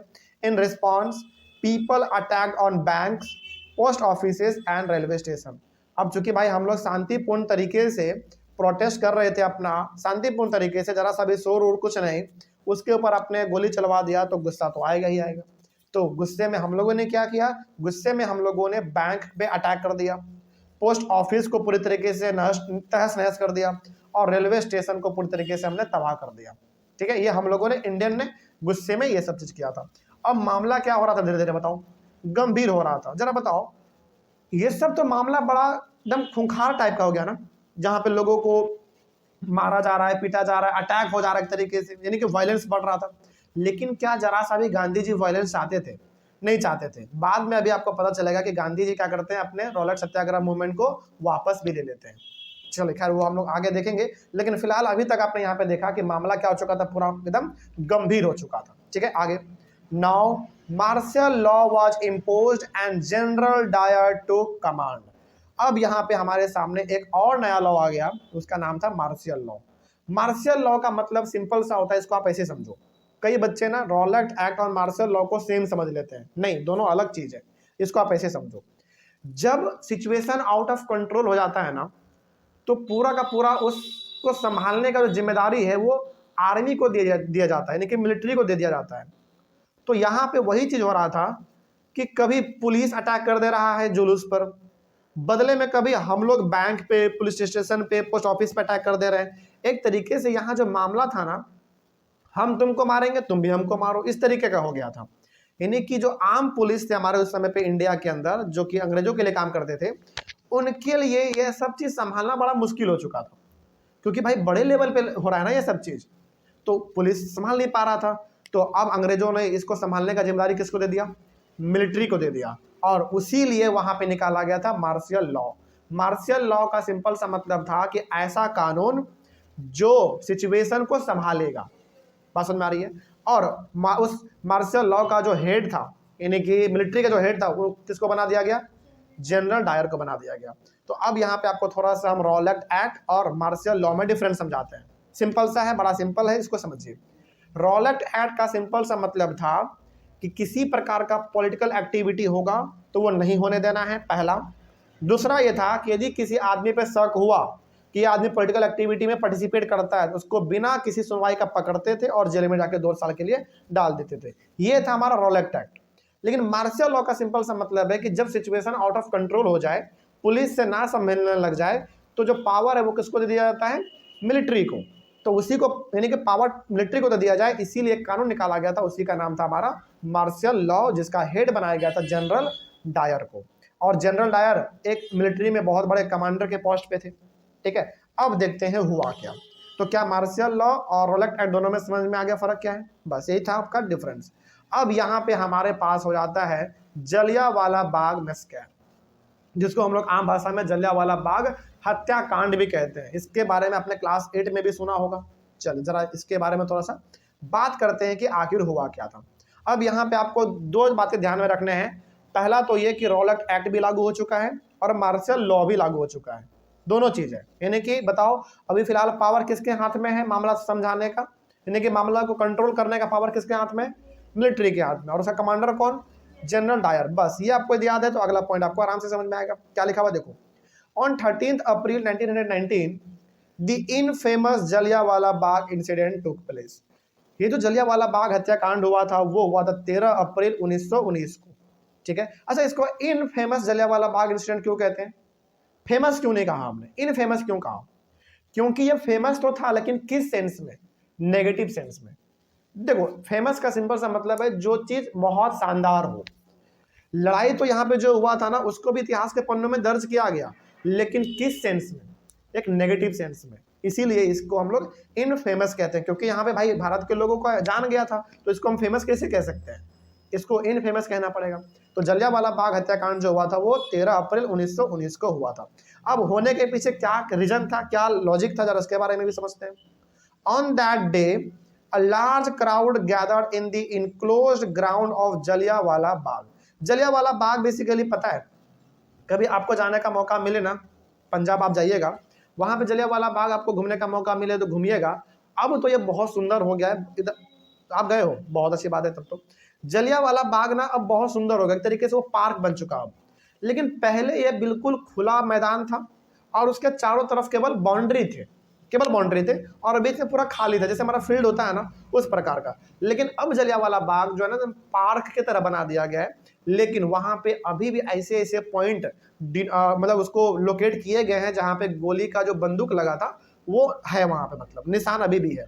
हाँ, जो लोग पंजाब के साइड से वो लोग इस चीज को जान पा रहे होंगे, जैसे आपने कहा कि हम गए हुए हैं तो आपने देखा होगा बहुत शानदार अब बन गया है। लेकिन उस समय पे हुआ क्या कि जलियांवाला बाग बेसिकली एक फील्ड है, वहां पे पहले फील्ड था, अब पार्क बन गई तरीके से। तो पहले फील्ड था और वो फील्ड चारों तरफ से बाउंड्री से घिरा हुआ था उस समय पे। तो पंजाब के लोग ना बेसिकली उस जलियांवाला बाग में एक मीटिंग करने के लिए आए थे। और उस समय पे हालांकि आपको आगे मिलेगा कि लोग बैसाखी मेला भी मनाने के लिए आए थे। तो उस जलियांवाला बाग में एक बहुत बड़ा भीड़ इकट्ठा हुआ था, ठीक है। आगे, some came to protest against the government's new repressive measures, others had come to attend the annual Baisakhi fair. Punjab में ना एक मेला लगता है हर साल बैसाख के महीने में, लगभग वही अप्रैल मई के आसपास लगता है मेला, बैसाखी मेला वो लोग कहते हैं। वहाँ पे बड़ा धूमधाम से वहाँ पे होता है। तो कुछ लोग जलियांवाला बाग के अंदर गवर्नमेंट के खिलाफ प्रोटेस्ट करने के लिए आए थे, जो अलग अलग समय पर वो गंदे गंदे कानून निकालते रहते थे ना, उसको प्रोटेस्ट करने के लिए कुछ लोग आए थे। और कुछ लोग बैसाखी मेला भी मनाने के लिए जलियांवाला बाग में आए थे। और चूंकि ये बहुत बड़ा बाग है, बहुत बड़ा पहले फील्ड हुआ करता था, तो सभी लोग वहां पे इकट्ठा हुए थे। Many villagers were unaware of the martial law that had been imposed. बहुत सारे लोगों को तो ये भी नहीं पता था कि मार्शल लॉ लग चुका है। कैसे पता चलेगा भाई, उस समय पे हमारे पास सोशल मीडिया थोड़ी था। क्या उस समय पे फेसबुक था, ट्विटर था, इंस्टाग्राम था, व्हाट्सएप था, कुछ भी था क्या? नहीं था। तो बहुत सारे लोगों को तो पता भी नहीं था कि मार्शल लॉ है क्या। लेकिन मार्शल लॉ तो लग चुका था, पूरा पावर किसके हाथ में था? मिलिट्री के हाथ में था, जिसका हेड जनरल डायर था। अब होता क्या है देखो, General Dyer entered into the Jallianwala Bagh, blocked the exit points and opened fire on the crowd, killing hundreds। अब जनरल डायर को आ गया गुस्सा। उनको गुस्सा इस बात का आया कि जब मार्शल लॉ लगा हुआ है, रॉलेट एक्ट भी लगा हुआ है, मतलब कोई पॉलिटिकल एक्टिविटी नहीं कर सकते हैं, तो जनरल डायर को आ गया गुस्सा। उनको लगा ना कि जलियांवाला बाग में लोग क्या कर रहे हैं? प्रोटेस्ट कर रहे हैं, हमारे खिलाफ नारेबाजी कर रहे हैं। तो जनरल डायर अपने आर्मी के साथ जलियांवाला बाग में घुसते हैं, पूरी तरीके से गेट को बंद कर देते हैं एकदम फिल्मी स्टाइल में, और अपने सारे आर्मी के लोगों को कहते हैं तैयार रहो, गोली बंदूक तान के, जैसे बोलेंगे फायर वैसे गोली चलाना चालू कर देना। तो जनरल डायर बोलता है फायर, ये लोग फायर करते हैं और सैकड़ों लोग, सैकड़ों का मतलब 100, 200, 300 इस प्रकार के लोग मर जाते हैं, एकदम जान से मारे जाते हैं। सोचो क्या मंजर रहा होगा जरा आप सोचो। जो बाहर निकलने का रास्ता था वो भी बंद है, और एक लाइन से खड़े हैं सारे लोग बंदूक लेकर, और एकदम अचानक बिना कुछ बोले समझे बताए लोगों के ऊपर गोली चलवा देते हैं। तो कितना भयंकर मंजर रहा होगा वो, ठीक है। खैर आगे बढ़ते हैं, क्या होगा। His objective was to produce a moral effect and a feeling of terror and awe in the mind of satyagrahi. General Dyer का एक ही ऑब्जेक्टिव था, एक ही मकसद था ऐसा करने के पीछे।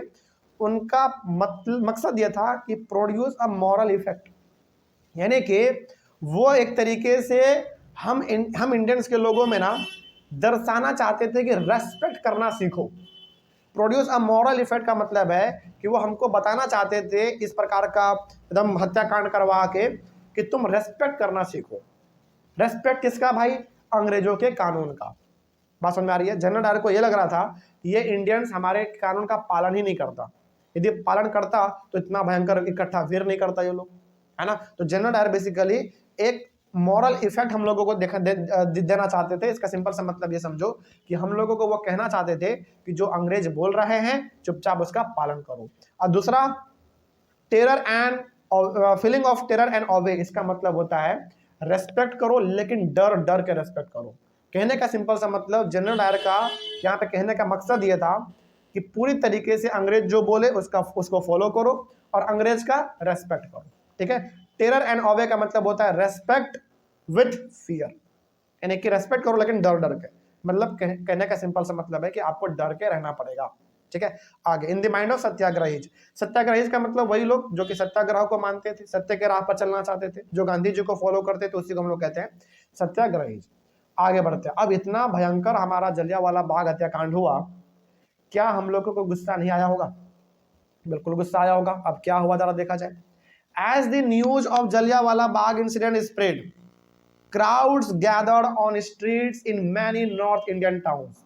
जैसे जैसे पूरे इंडिया में खबर फैल गया कि जलियांवाला बाग हत्याकांड हुआ है जहां पे सैकड़ों लोग मारे गए हैं जान से, वैसे वैसे जैसे जैसे न्यूज फैला वैसे नॉर्थ इंडिया के खास करके नॉर्थ इंडियन लोग खास करके शहरों पे उतरे और प्रोटेस्ट करना चालू कर दिया। यानी कि हर जगह पर लगभग उस समय पे आर्मी और आम आदमी के बीच में दंगा फसाद देखने को मिल रहा था। ठीक है, आगे देयर वर स्ट्राइक्स, स्ट्राइक भी किया गया लोगों के द्वारा, काम पे नहीं जाने लगे लोग। Clashes with the police, police के साथ झगड़ा भी हुआ। And attacks on government buildings, government building का मतलब है पुलिस स्टेशन पे, रेलवे स्टेशन पे, पोस्ट ऑफिस में, इन सारे चीजों पर हम लोगों ने अटैक करना चालू किया। यानी कि गुस्से में कि भैया तुम हमारे लोगों को कैसे मार सकते हो, जो तुमने हमारे लोगों को मारा है तो हम भी तुम्हारे लोगों को मारेंगे, गवर्नमेंट बिल्डिंग पर हमला कर देंगे।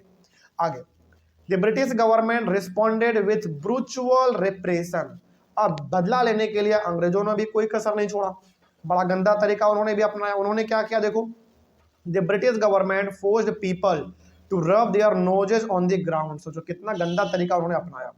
बदला लेने के लिए उन्होंने हम लोगों को मारा तो बिल्कुल सही था, मतलब बहुत मारा पीटा, वो वहां तक तो ठीक था, लेकिन हम लोगों को अपना नाक ना जमीन में रगड़वाया। इसका सिंपल सा मतलब होता है कि आपको एक तरीके से नीचा दिखाया जा रहा है, तो हम लोगों से नाक अपना जमीन में रगड़वाया गया। क्राउल ऑन द स्ट्रीट्स, यानी कि रोडों पर घुटने के बल हम लोगों को बैठा दिया, घुटने के बल बोलते थे चलो, सोचो। एंड डू सलाम, सलाम का मतलब salute, to all the sahibs, तो जितने भी साहिब का मतलब है ऑफिसर, जितने भी ब्रिटिश के ऑफिसर यहाँ से पास होंगे उन सबको सलाम करोगे। ये सब चीज बेसिकली अंग्रेजों ने हम लोगों से बदला लिया इन सब चीजों को करवा के। तो वो बेसिकली हम लोगों को नाक रगड़वाया जमीन में, घुटनों के बल चलवाया सड़कों पर, और लोगों को बोलते थे कि सलाम करो यदि पास होगा यहाँ से कोई। तो एक तरीके से वो क्या करना चाह रहे थे, हम लोगों के अंदर में डर फैलाना चाह रहे थे। ठीक है, आगे people were flogged and villages were bombed, बहुत सारे लोगों को तो कोड़े से मारा गया। फ्लॉग्ड का मतलब होता है कोड़े से मारना, ठीक है, और बहुत सारे गांव को बम से उड़ा दिया गया। अंग्रेजों ने बहुत सारे गांव को बम से उड़ा दिया गया, तो ये मतलब उड़ा दिया उन्होंने। ये था जलियांवाला बाग का इम्पैक्ट। चलिए खैर आगे बढ़ते। क्या आपको लगता है कि इतना ज्यादा वायलेंस फैल रहा है तो क्या इन सब चीजों से गांधी जी खुश हुए होंगे क्या? बिल्कुल नहीं। गांधी जी शुरुआत से चाहते थे कि लड़ाई झगड़ा बिल्कुल भी नहीं होना है, एकदम शांतिपूर्ण तरीके से अपना आज़ादी हासिल कर लेना है। लेकिन अभी आपने क्या देखा, हर जगह पर तबाही मच रहा है, कोई इसको मार रहा है तो कोई उसको ये मार रहा है। तो इन सब चीज़ों को देखते हुए, seeing violence spread, Gandhi ji decided to withdraw the Rowlatt satyagraha movement. तो गांधी जी ने जो रॉलेट एक्ट के खिलाफ एक मूवमेंट चालू किया था, उसका नाम क्या था उनका? रॉलेट सत्याग्रह। तो इन सब चीजों को देखते हुए गांधी जी ने रॉलेट सत्याग्रह मूवमेंट क्या कर देते हैं, वो विड्रॉ कर लेते हैं। यानी कि कॉल्ड ऑफ बोलो या फिर विड्रॉ बोलो, मतलब होता है उसका उन्होंने मूवमेंट बंद कर दिया। कहने का सिंपल से यहाँ पे मतलब यह है कि गांधी जी ने जिस आशा के साथ, जिस सोच के साथ मूवमेंट चालू किया था, वो सोच इनका पूरा नहीं हो पाया, क्योंकि लोग हिंसा करने लग गए थे, लोगों ने लड़ाई पीट करना चालू कर दिया था, जो कि गांधी जी बिल्कुल नहीं चाहते थे। ठीक है, तो यहीं पे हमारा रॉलेट सत्याग्रह मूवमेंट क्या हो गया, खत्म हो गया। गांधी जी ने उसको वापस ले लिया, कहा कि ऐसा कोई मूवमेंट अब नहीं होगा क्योंकि लोग लड़ाई करने पे उतर जाते हैं। ठीक है, इस तरीके से हमारा रॉलेट सत्याग्रह पूरी तरीके से खत्म हो गया। अब एक टॉपिक इसमें जो हमारा बहुत इंपॉर्टेंट है वो है आपका खिलाफत मूवमेंट। खिलाफत, अब ये क्या था जरा इसके बारे में भी देखते हैं, बहुत इंपॉर्टेंट है ये भी। Khilafat movement was launched by Mohammad Ali and Shaukat Ali with the cooperation of Mahatma Gandhi. Khilafat movement अब क्या था, क्यों चालू किया गया था, ये सब हम लोग देखेंगे। लेकिन फिलहाल अभी आपने यहाँ पे ये जान लिया कि खिलाफत मूवमेंट किसके द्वारा लॉन्च किया गया था, मोहम्मद अली और शौकत अली। याद रखिएगा, इन दोनों को हम लोग अली ब्रदर के नाम से भी जानते हैं। अली ब्रदर बोले या फिर मोहम्मद अली और शौकत अली बोले, अच्छा मतलब समझ। अच्छा, इसको हम लोग अली ब्रदर क्यों कहते हैं? हाँ, क्योंकि दोनों के लास्ट में नाम में अली लगा हुआ है, तो कई बार इसको इंडियन हिस्ट्री में हम लोग अली ब्रदर के नाम से भी जानते हैं, और कई बार हम लोग इसको सिंपली मोहम्मद अली और शौकत अली के नाम से भी जानते हैं, और दोनों बेसिकली भाई थे। ठीक है, तो खिलाफत मूवमेंट मोहम्मद अली और शौकत अली के द्वारा लॉन्च किया गया था, लेकिन गांधी जी के साथ मिल के उन्होंने किया था। ठीक है, आगे बढ़ते हैं। अब ये चालू क्यों किया गया था खिलाफत मूवमेंट, ये क्या था, इसके बारे में समझो। The first world war had ended with the defeat of ottoman Turkey. Ottoman Turkey भी हमारा फर्स्ट वर्ल्ड वॉर में शामिल था। याद करो, आपका दो पावर था, अलाइड पावर और सेंट्रल पावर। तो सेंट्रल पावर में हमको जहां तक याद आ पा रहा है, और आपने भी जैसा याद किया होगा, तो उसमें ऑटमन टर्की भी हमारा कंट्री था उस समय पे। तो फर्स्ट वर्ल्ड वॉर में ऑटमन टर्की का क्या हो गया था, हार हो गया था। ठीक है, अब there were rumours that a harsh peace treaty was going to be imposed on the Ottoman empire the खलीफा, जिसको हम लोग कहते हैं spiritual head of the Islamic world. जैसे इसको ना आप सिंपली ऐसे समझो, आपने इसको बहुत बेहतरीन तरीके से हम आपको समझाना चाहते हैं। जैसे समझो, जैसे हम लोग हिंदू धर्म में बुद्ध भगवान को बहुत मानते हैं, शाही भगवान को भी हम लोग बहुत मानते हैं, शाही जी को भी बहुत मानते हैं हम लोग। आप जरा इमेजिन, सोचना और विचार करके बताना, मतलब हम लोग बुद्ध भगवान को पूजते हैं बहुत, उनको हम लोग मानते हैं, भगवान मानते हैं उनको हम लोग। यदि कोई कंट्री वाला आदमी, यानी कि कोई कंट्री यदि हमारे बुद्ध भगवान को टॉर्चर करे, उनको मारे पीटे, क्या हम हिंदुओं को अच्छा लगेगा क्या? वो बिल्कुल अच्छा नहीं लगेगा। उसी प्रकार से ऑटमन टर्की में एक मुस्लिम राजा था, मुस्लिम राजा था। ऑटमन टर्की का जो राजा था ना, उनका नाम क्या था, खलीफा। और ये खलीफा पूरे मुस्लिम कम्युनिटी का मसीहा था। मसीहा मतलब भगवान, इसको लोग भगवान मानते थे। इसीलिए लिखा गया spiritual head of the Islamic world, यानी कि इस्लाम जो है बेसिकली जो मुस्लिम रिलीजन है, उनका ये बहुत बड़ा आदमी था। जैसे हमारे हिंदू धर्म में है ना, बुद्ध भगवान है, साई नाथ जी है, इनको हम लोग भगवान की तरह मानते हैं। उसी प्रकार से मुस्लिम रिलीजन में एक बहुत बड़े इंसान जो कि राजा भी थे अपने आप में, उनका नाम था खलीफा, जो कहाँ से बिलोंग करते थे, ऑटमन टर्की से बिलोंग करते थे। अब चूंकि भाई फर्स्ट वर्ल्ड वॉर में ऑटमन टर्की क्या हो चुका था, हार चुका था, तो नियम के हिसाब से क्या होना था, ऑटमन टर्की के ऊपर एक ट्रीटी साइन होना था। और ट्रीटी के तहत फर्स्ट वर्ल्ड वॉर में जिसने जीता है वो क्या करता, ऑटमन टर्की को बराबर हिस्से में बांट लेता। तो अब जरा सोचो, जहां पे मुस्लिम लोगों का गुरु एक तरीके से आप कह सकते हैं रह रहा है ऑटमन टर्की में, उसी के देश को बंटवारा किया जा रहा है, उसी के देश को अब दो हिस्सों में बांट देगा, और जिसने फर्स्ट वर्ल्ड वॉर जीता उसके बीच में बांट दिया जाएगा। तो बताओ, क्या पूरी दुनिया में जितने भी मुस्लिम के लोग हैं, क्या उनको अच्छा लगेगा? बिल्कुल अच्छा नहीं लगेगा भाई, क्योंकि उनके गुरु को छीना, मतलब उनके गुरु के घर को छीना जा रहा है। तो उनके गुरु यानी कि जो खलीफा थे, उनका पावर बचा रहे, उनको इस तरीके से दखल ना किया जाए, उनके राज्य को ना खत्म किया जाए, इसके लिए, इसके खिलाफ में बेसिकली एक कमेटी हमारा बनाया गया था। खैर आगे बढ़ते हैं। टू डिफेंड द खलीफा, a Khilafat committee was formed in Bombay in March 1919, यानी कि खलीफा के पावर को बचाने के लिए, ऑटमन टर्की को डिवाइड ना किया जाए, इसको बचाने के लिए, मतलब कि खलीफा का पावर, खलीफा मतलब जो उनके गुरु थे एक तरीके से, और ऑटमन टर्की का वो राजा भी था, तो खलीफा के पावर को बचाया जाए, उनको वहां से बेदखल ना किया जाए, इसके लिए खिलाफत कमेटी बनाया गया था। कहाँ पे, बॉम्बे में। इंडिया के अंदर जो बॉम्बे है ना, जिसको हम लोग आज मुंबई के नाम से जानते हैं, मुंबई, वहीं पे बनाया गया था। कब, मार्च 1919 में। तो क्या अब पता चला आपको कि खिलाफत मूवमेंट क्या था? खिलाफत जो ये वर्ड आया है ना, कहाँ से आया है, खलीफा से आया है। और बेसिकली सिंपली आप इसको ऐसे समझना कि फर्स्ट वर्ल्ड वॉर में ऑटमन टर्की का हार हो गया था, और ऑटमन टर्की का जो राजा था उनका नाम क्या था, खलीफा, जो कि मुस्लिम कम्युनिटी के लिए बहुत बड़ा मसीहा था। और नियम के अनुसार फर्स्ट वर्ल्ड वॉर यदि वो हार गया है, तो जिसने जीता है उसको बराबर हिस्सों में वो लोग बांटने वाले थे। तो सारे मुस्लिम कम्युनिटी को ये बुरा लगा, बड़ा खराब लगा कि हमारे गुरु के घर को बंटवारा किया जाएगा। तो ऐसा ना किया जाए, इसके लिए एक खिलाफत कमेटी बनाया गया। कहाँ पे, बॉम्बे में, मार्च 1919 में। और इसी को हम लोगों ने बेसिकली खिलाफत मूवमेंट का नाम दे दिया। ठीक है, आगे। Gandhi ji saw this as an opportunity to bring Hindus and Muslims under an umbrella for a unified national movement. और आपको बता देना चाहते हैं, उस समय पे इंडिया के बीच अंदर ना हिंदू और मुसलमान में बहुत ज़्यादा, मतलब एक तरीके से कह सकते हैं कट्टरता था। ऐसा क्यों था, आपको बता देना चाहते हैं हम। उस समय पे ना अंग्रेज अपने फायदे के लिए हिंदू मुसलमान को आपस में ना लड़वाते रहते थे। दंगा उस समय पे हमारे इंडिया में बहुत होता था। तो गांधी जी को लगा ना कि यदि इंडिया को आज़ादी दिलाना है, यदि इंडिया को आज़ादी दिलाना है, तो हिंदू और मुसलमान दोनों को एक साथ लेके आना पड़ेगा। और गांधी जी को यह सबसे अच्छा मौका दिखा। कौन सा मौका बताओ, खिलाफत मूवमेंट वाला। तो गांधी जी को लगा ना कि यदि हम खलीफा के पावर को बचाने के लिए शौकत अली और मोहम्मद अली का साथ दे देंगे तो हमारे साथ कौन लोग जुड़ जाएंगे, मुस्लिम लोग भी जुड़ जाएंगे, और हिंदू तो पहले से साथ में थे गांधी जी के। तो गांधी जी को ये बहुत अच्छा अपॉर्चुनिटी दिखा हिंदू और मुस्लिम को एक साथ लाने का। तो यदि आपसे सवाल पूछा जाए कि गांधी जी ने किस प्रकार से इसको एक अपॉर्चुनिटी के तौर पे देखा था, तो आप बताइएगा कि गांधी जी ने बेसिकली इसको खिलाफत मूवमेंट के तौर पे एक अपॉर्चुनिटी उनको दिखा हिंदू मुस्लिम को एक साथ लाने का, ताकि खलीफा के पावर को बचाया भी जा सके और हिंदू मुस्लिम को आपस में इंडिया के अंदर एकजुट भी किया जा सके। ये गांधी जी को बेसिकली बहुत अच्छा मौका मिल गया था हिंदू मुस्लिम को एक साथ लाने का। आगे बढ़ते हैं। At the Calcutta session of the Congress in September 1920, 1920 में सितंबर का महीना था, कांग्रेस पार्टी का, वही कांग्रेस पार्टी जिसको हम लोग आज कांग्रेस बोलते हैं ना, उसी कांग्रेस पार्टी का कलकत्ता में एक सेशन हुआ था। याद रखिएगा, कलकत्ता में एक सेशन हुआ था, यानी कि मीटिंग हुआ था कांग्रेस पार्टी का। कब? सितंबर 1920 में।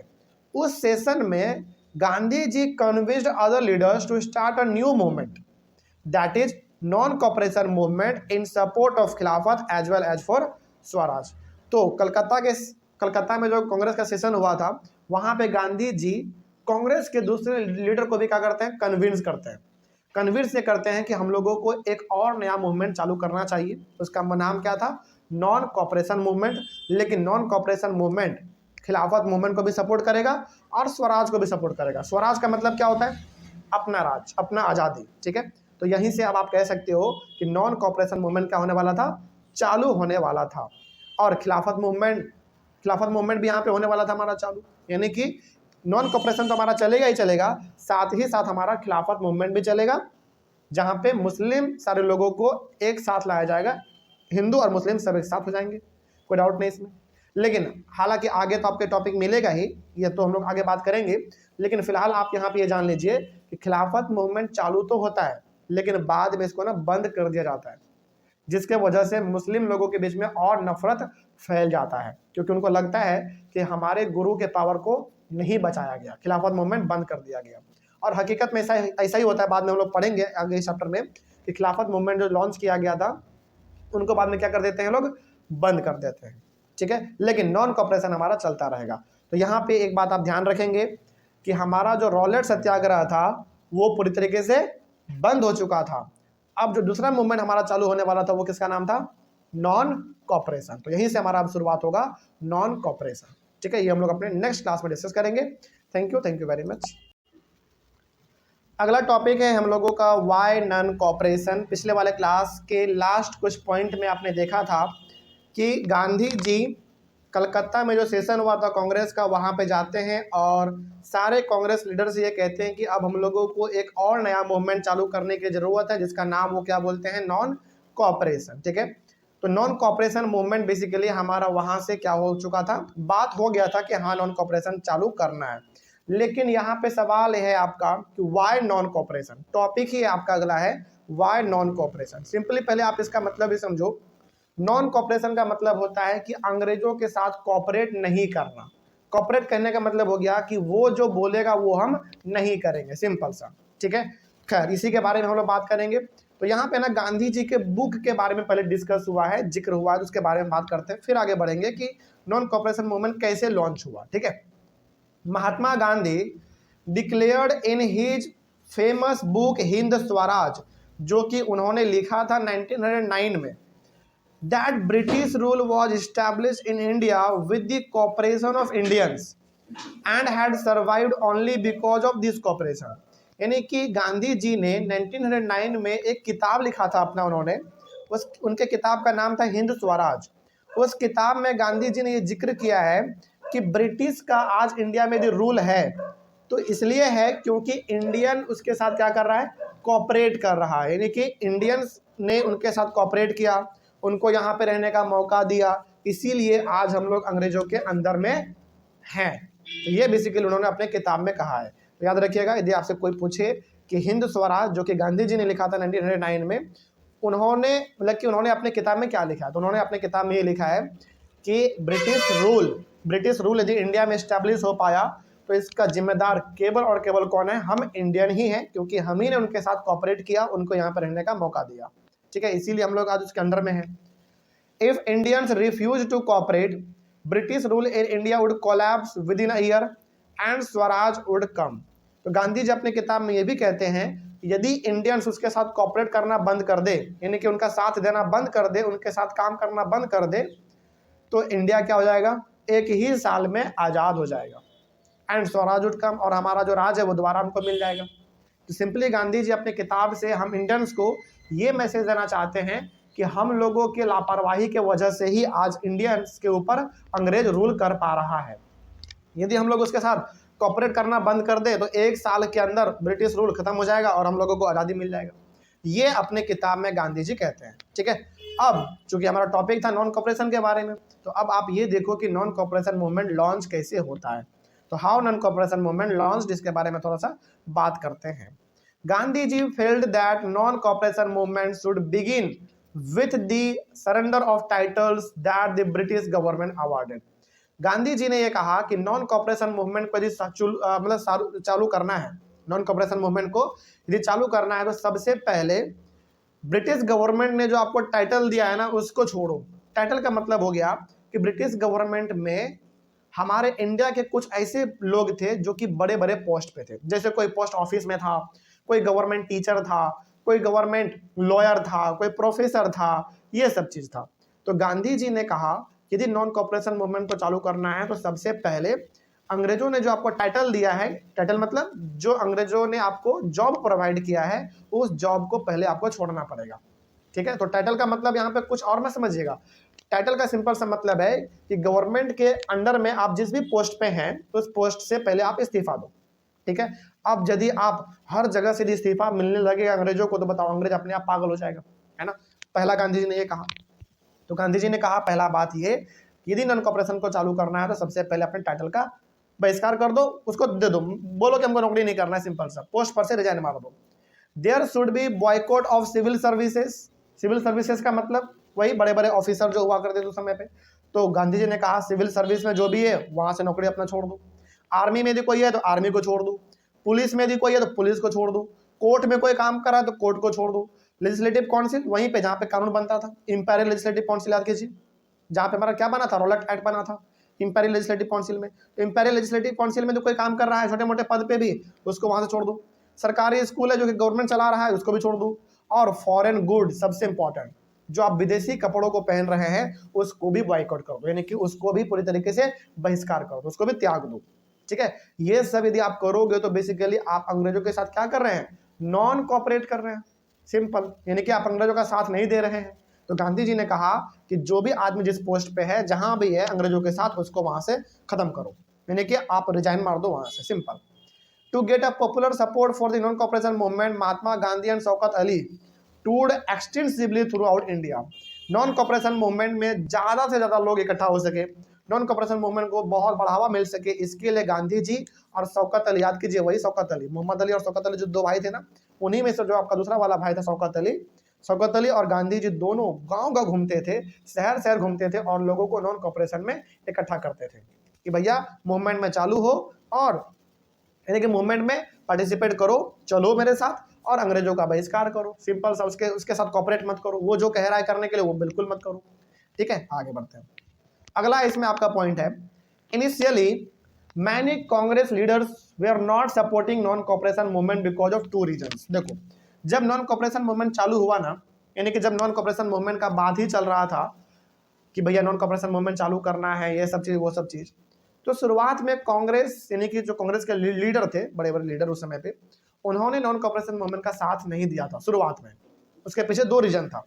क्या रीजन था, पहला देखो, many Congress leaders did not want to boycott the council elections scheduled for November 1920 because they believed that if we win the election then we can defend and make changes in British policies। देखो, ये point आपके लिए समझना बहुत important है क्योंकि इसमें बच्चे फंस जाते हैं, कंफ्यूज हो जाते हैं, इसका मतलब भी समझ में नहीं आता क्या होता है। समझो, गांधी जी क्या बोलते थे, गांधी जी ये बोलते थे कि अंग्रेजों के साथ जो भी आदमी काम कर रहा है उन काम को छोड़ दो। अब कांग्रेस के लीडर नॉन कॉपरेशन मूवमेंट का साथ क्यों नहीं दे रहे थे, पहला रीजन यहां पे यह था कि नवंबर 1920 में काउंसिल इलेक्शन होने वाला था। काउंसिल इलेक्शन का मतलब हो गया कि चुनाव होने वाला था, जिसमें अंग्रेज भी चुनाव लड़ता और हम लोगों को इंडियंस को भी चुनाव लड़ने का मौका उस समय पे मिलता।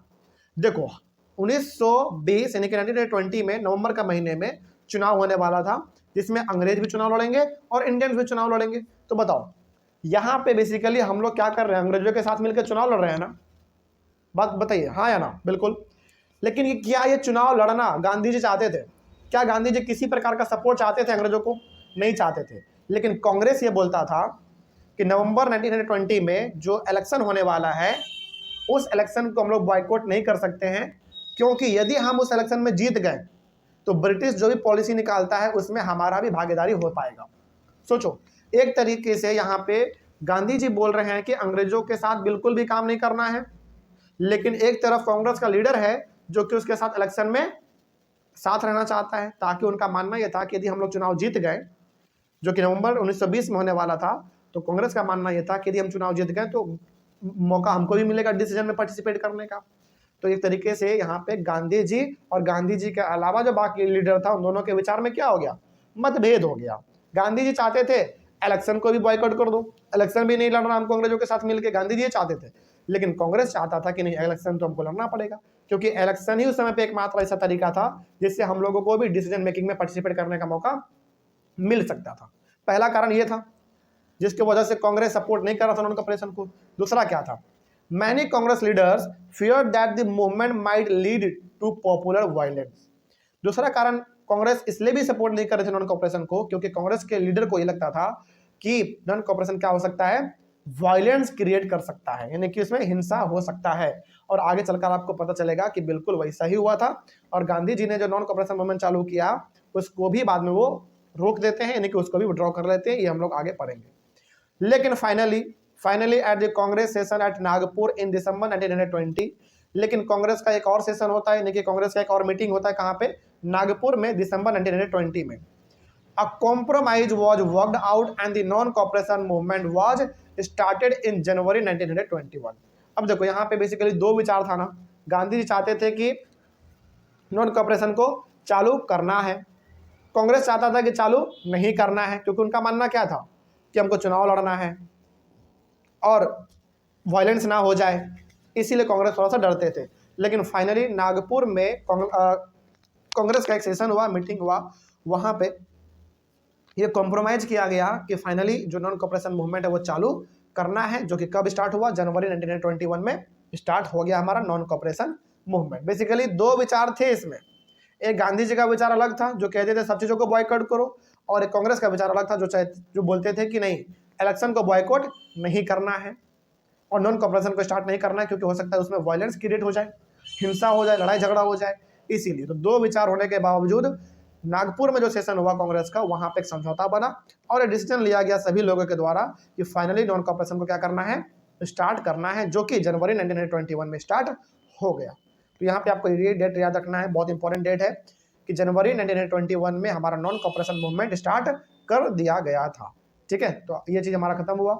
नेक्स्ट टॉपिक हम लोग पढ़ेंगे अपने अगले वाली क्लास में, differing strands with in the movement. ठीक है, चलिए मिलते हैं हम लोग अपने अगले वाले क्लास में। Thank you very much and have a nice day.